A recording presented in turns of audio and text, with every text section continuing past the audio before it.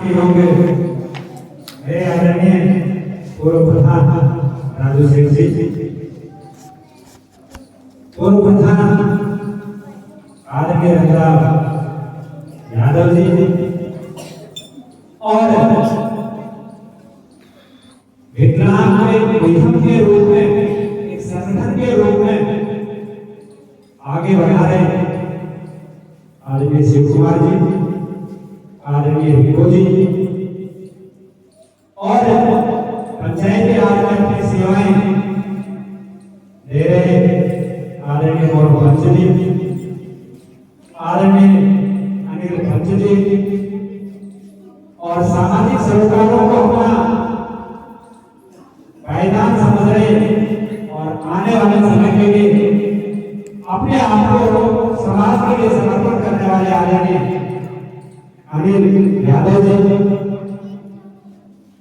दूर दराज से बढ़ने हुए मेरे अति सम्मानीय अभिभावक, ग्रामवासियों और इस बच्चों को एक सही दिशा दे रहे अति सम्मान के योग्य इस स्कूल के आदरणीय शिक्षक प्यारे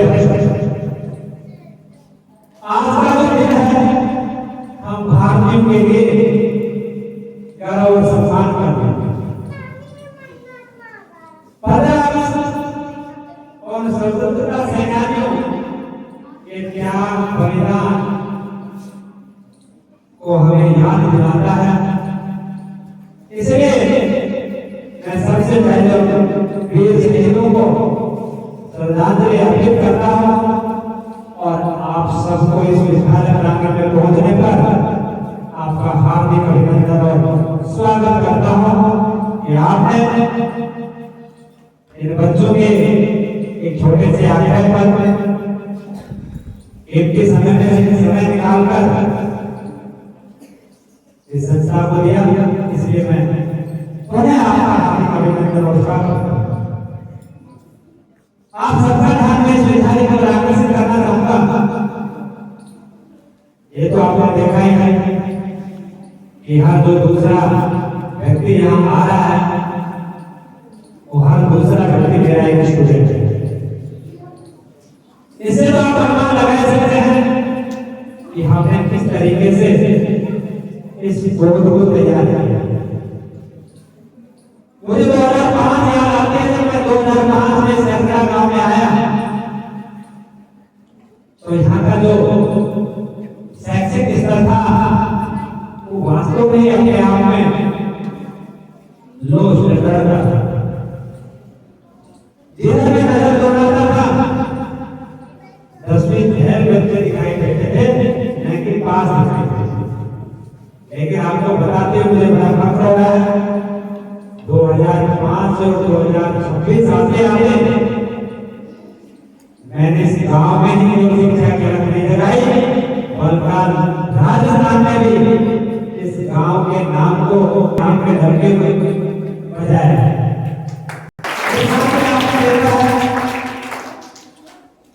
कि राजस्थान टॉपर्स में हम अपने आप को साबित कर पाए। एक बार नहीं, जब भी परिणाम आएंगे ये स्कूल आप सबके सहयोग से अपना प्रचुर लहरा रहा है और केवल शैक्षणिक दृष्टि से नहीं, आपने देखा है कि बच्चे सांस्कृतिक रूप से और ये आपके सामने पेश कर रहे थे। तो प्यारे विद्यार्थियों, मैं आपको भी धन्यवाद देना चाहूंगा कि आप गुरुओं के सानिध्य में रहते हुए एक संस्कारवान व्यक्ति बन गए। एक बार पोते ने अपने दादा से पूछा कि दादा देशभक्ति क्या है? देशभक्ति है। इस बात पर दादा को हंसी आई और उसने कहा कि चलो मैं आपको खेत में लेकर,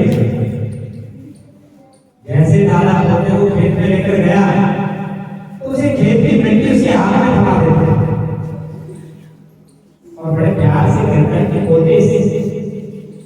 मिट्टी मिट्टी को आप इस ये मिट्टी नहीं है, इस मिट्टी में हमारे गांव दिखाई दे रहे हैं, इस मिट्टी में हमारा खेत दिखाई दे रहा है, इस मिट्टी में सैनिकों का बलिदान दिखाई दे रहा है, इस मिट्टी में किसानों की मेहनत दिखाई दे रही है, इस मिट्टी में गुरुजनों का उम्मीद दिखाई दे रही है। नाना पता नहीं क्या क्या दिखाई दे रहा है। और ने कहा तो इस मिट्टी के घर हम कैसे चुरा सकते हैं?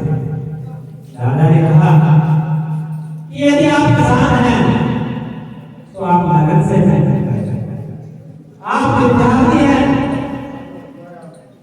तो आप निष्ठा के साथ पढ़ाई करें, यदि आप राजनीति राज में हैं तो देश की निष्ठा से सेवा करें, और यदि आप शिक्षक हैं तो आप अपने समर्पण भाव से बच्चों को तैयार करें। इस तरीके से अनेक उदाहरणों के माध्यम से अपने पोते को देशभक्ति के भाव को समझाने का प्रयास करता है।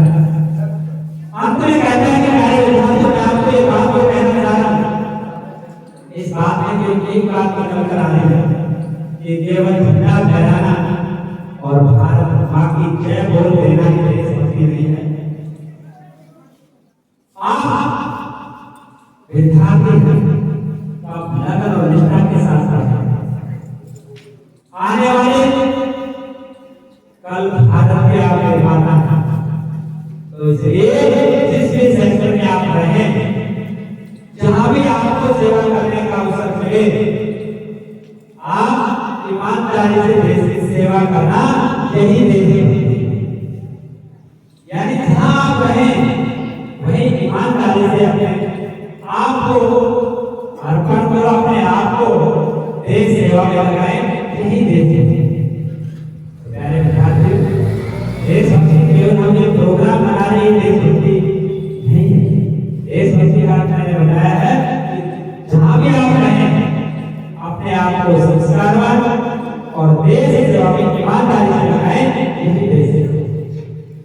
तो मैं उम्मीद करता हूं कि मेरा हर एक विद्यार्थी आने वाले कल का निर्माता होगा और इस देश के निर्माण में अपनी अहम भूमिका अदा करेगा।